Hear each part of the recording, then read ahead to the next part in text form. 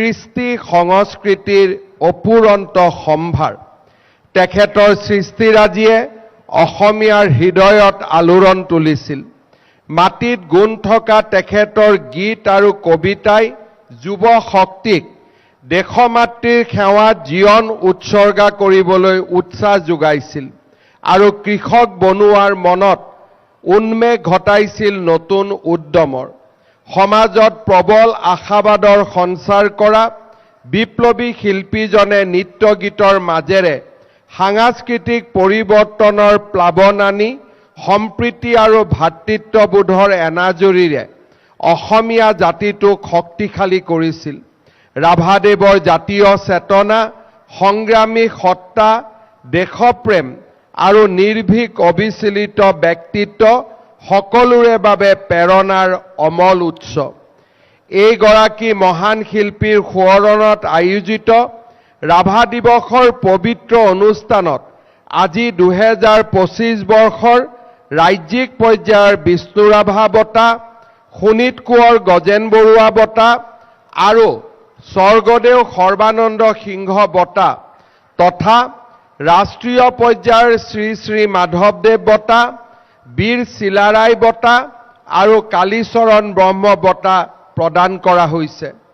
মই বিষ্ণু ৰাভা বঁটাৰে সন্মানিত বিশিষ্ট চিত্ৰশিল্পী শ্ৰী নৰেন্দ্ৰনাথ দাস আৰু বিশিষ্টা নৃত্যশিল্পী ডক্টৰ মল্লিকা কণ্ডলী, শোণিত কোঁৱৰ গজেন বৰুৱা বঁটাৰে সন্মানিত সত্ৰীয়া সংস্কৃতিৰ সাধক শ্ৰী সোণাৰাম শৰ্মা বুঢ়াভকত, স্বৰ্গদেউ সৰ্বানন্দ সিংহ বঁটাৰে সন্মানিত বিশিষ্ট সমাজসেৱক শিক্ষক শ্ৰী যজ্ঞেশ্বৰ চেতিয়া, ৰাষ্ট্ৰীয় পৰ্যায়ৰ শ্ৰী শ্ৰী মাধৱদেৱ বঁটাৰে সন্মানিত বিশিষ্ট সাহিত্যিক গৱেষক ডক্টৰ থানেশ্বৰ শৰ্মা, বীৰ চিলাৰায় বঁটাৰে সন্মানিত শ্বহীদ দীপক সিংগাখাম আৰু কালীচৰণ ব্ৰহ্ম বঁটাৰে সন্মানিত বিশিষ্ট কবি সাহিত্যিক শ্ৰী ধনেশ্বৰ ইংতি ডাঙৰীয়াৰ প্ৰতি শ্ৰদ্ধা জ্ঞাপন কৰিছোঁ। আজীৱন কৃষ্টিৰ পথাৰত বিচৰণ কৰা জনতাৰ শিল্পী বিষ্ণু ৰাভাই কৈছিল যে কৰ্ষণেই কৃষ্টি। তেওঁ কৈছিল কেৱল ভূমি কৰ্ষণেই কৃষ্টি নহয়, অদৃশ্য অন্তৰীক্ষৰ শূন্যময় পোহৰ পথাৰ কৰ্ষণো কৃষ্টি আৰু হৃদয়ৰ কুণ্ডলিনী চক্ৰত নাইবা মস্তিষ্কত আলোড়ন তোলা মানসিক কৰ্ষণো কৃষ্টি। সেই কৃষ্টি যেতিয়া সংস্কাৰ হয় তেতিয়া সেই কৃষ্টি সংস্কৃতি আৰু সংস্কৃতিত যেতিয়া বিদেশীয় মিনাৰ নক্সা উঠে তেতিয়া সেই সংস্কৃতি হয় কালচাৰ। জীৱন যাত্ৰাৰ ঘাট প্ৰতিঘাতত যেনেকৈ কৃষ্টিৰ ৰূপান্তৰ হয়, সাংস্কৃতিক আলমলৈ জীৱন যাত্ৰাও তেনেকৈ আগুৱাই যায়। গতিকে জীৱন যাত্ৰাৰ লগত কৃষ্টি সংস্কৃতি ওতঃপ্ৰোতভাৱে জড়িত। যি জাতিৰ কৃষ্টি সংস্কৃতি গতিশীল নহয়, সেই জাতিৰ জীৱন যাত্ৰাও স্থিৰ নহয়। নিজৰ অনন্য কৃষ্টিৰাজিৰে অসমৰ কৃষ্টিৰ পথাৰখন চহকী কৰা অমৰ শিল্পী বিষ্ণু ৰাভা অনুপ্ৰাণিত হৈছিল ভগৱান Shrikrishna, Italy Leonardo da Vinci আৰু মহাপুৰুষ শ্ৰীমন্ত শংকৰদেৱৰ জীৱন আদৰ্শৰ পৰা। মহান শিল্পী সত্তাৰ অধিকাৰী লিঅ'নাৰ্ডো দা ভিঞ্চি আছিল শিল্পী, দাৰ্শনিক আৰু বিজ্ঞানী। ভগৱান শ্ৰীকৃষ্ণ আছিল এজন ঐতিহাসিক দ্ৰষ্টা, যিজনাই অন্যায় অত্যাচাৰৰ জৱনিকা ঘটাই শান্তি প্ৰতিষ্ঠাত আত্মনিয়োগ কৰিছিল। শ্ৰীমন্ত শংকৰদেৱৰ ভেদাভেদৰ ধৰ্মীয় প্ৰাচীৰ ভাঙি নাম ধৰ্মৰে মহাপুৰুষজনাই মানৱীয় শান্তিৰ পথ মুকলি কৰিছিল। এইকেইগৰাকী মনীষীৰ জীৱন দৰ্শনেৰে অনুপ্ৰাণিত হৈ কলাগুৰু বিষ্ণু ৰাভাই ভেদাভেদৰ ঊৰ্ধত থিয় হৈ বৈজ্ঞানিক দৃষ্টিভংগী গ্ৰহণ কৰিছিল। শান্তি সম্প্ৰীতিৰ পথ সুগম কৰাৰ বাবে বিভিন্ন কলা সংস্কৃতিৰ সমন্বয়ত গুৰুত্ব আৰোপ কৰিছিল আৰু অন্যায় অনীতিৰে পুষ্ট জনগণৰ সামাজিক ন্যায় প্ৰতিষ্ঠাৰ বাবে পথৰ সন্ধান কৰি সামাজিক ন্যায় প্ৰতিষ্ঠা আৰু উত্তৰণৰ সপোন দেখিছিল। বিভিন্ন জাতি জনগোষ্ঠীৰ কৃষ্টি সংস্কৃতিৰ মাধ্যমেৰে বৰ অসমৰ কৃষ্টি নৰূপেৰে সৃষ্টি কৰিবলৈ তেওঁ প্ৰয়াস কৰিছিল। অসমীয়া জাতি সত্তাৰ প্ৰাকৃতিক পৰিচয় বৰ্ণনা কৰি ৰাভাই কৈছিল,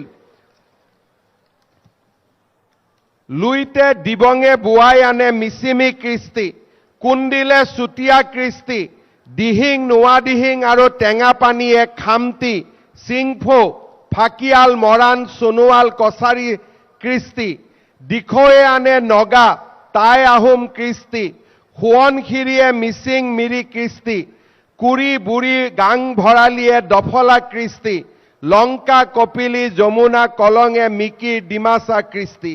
সেইদৰে ৰাভা কোচ গাৰো খাচীয়া নাথ কৈবৰ্ত কলিতা কায়স্থ ব্ৰাহ্মণ্য কৃষ্টি উপনৈবোৰে ধুই পখালি আনে। এনেদৰে এখন বিৰাট অসমীয়া সমাজৰ কল্পনা কলাগুৰু বিষ্ণু ৰাভাই আমাৰ সন্মুখত এৰি থৈ গৈছিল। কলাগুৰু বিষ্ণু ৰাভা অসমীয়া জাতিৰ এক প্ৰকাৰ ক'ব গ'লে আমাৰ বাবে বাটকটীয়া কৃষ্টি সংস্কৃতিৰ তেখেতে এখন বুৱতী ধাৰা আমাৰ জনজীৱনত বোৱাই থৈ গৈছিল। কলাগুৰু বিষ্ণুপ্ৰসাদ ৰাভা, ৰূপকোঁৱৰ জ্যোতিপ্ৰসাদ আগৰৱালা এই দুইগৰাকী ব্যক্তি তথা নটসূৰ্য ফণী শৰ্মা এই তিনিওগৰাকী ব্যক্তিয়ে একেলগে অসমত এক মহান সাংস্কৃতিক যুগৰ সৃষ্টি কৰিছিল। আজি কলাগুৰু বিষ্ণু ৰাভাৰ এই পবিত্ৰ মৃত্যু তিথিত আমি সেইজনা ব্যক্তিক সোঁৱৰিছোঁ যোনে কৃষ্টিৰ পথাৰখন সঞ্জীৱিত কৰিছিল, ৰাজনৈতিক পথাৰখনত পৰিৱৰ্তন অনাৰ বাবে প্ৰয়াস কৰিছিল, সাংস্কৃতিৰ পথাৰখনত সমন্বয়ৰ এক নতুন পোহৰ সৃষ্টি কৰিছিল।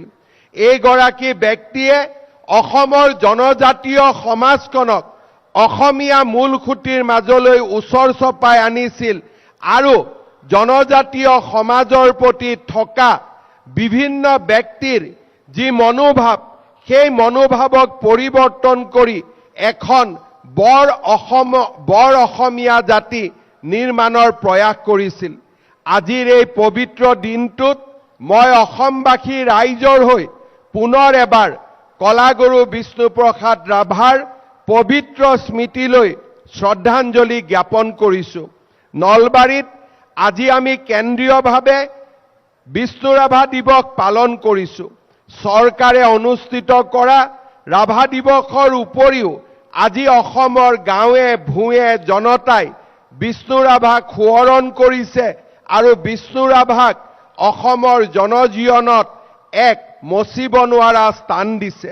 বিষ্ণু ৰাভাৰ স্মৃতি আৰু বিষ্ণু ৰাভাৰ ৰচনা এনেদৰেই বুৱতী খুঁটিৰ দৰে অসমৰ জনজীৱনত সদায়ৰ বাবে বৈ থাকক।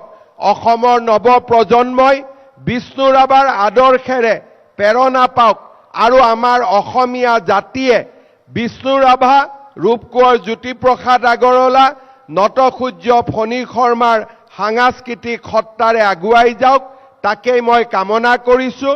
পুনৰ এবাৰ বিষ্ণুপ্ৰসাদ ৰাভা দিৱসৰ পবিত্ৰ মৃত্যু তিথিত আমি সন্মানিত কৰা বিশিষ্টজনক পুনৰ এবাৰ মই নলবাৰীলৈ আহি বঁটা গ্ৰহণ কৰাৰ বাবে কৃতজ্ঞতা জনাই আৰু নলবাৰী ৰাইজক ধন্যবাদ জনাই মই মোৰ বক্তব্যৰ সামৰণি মাৰিছোঁ।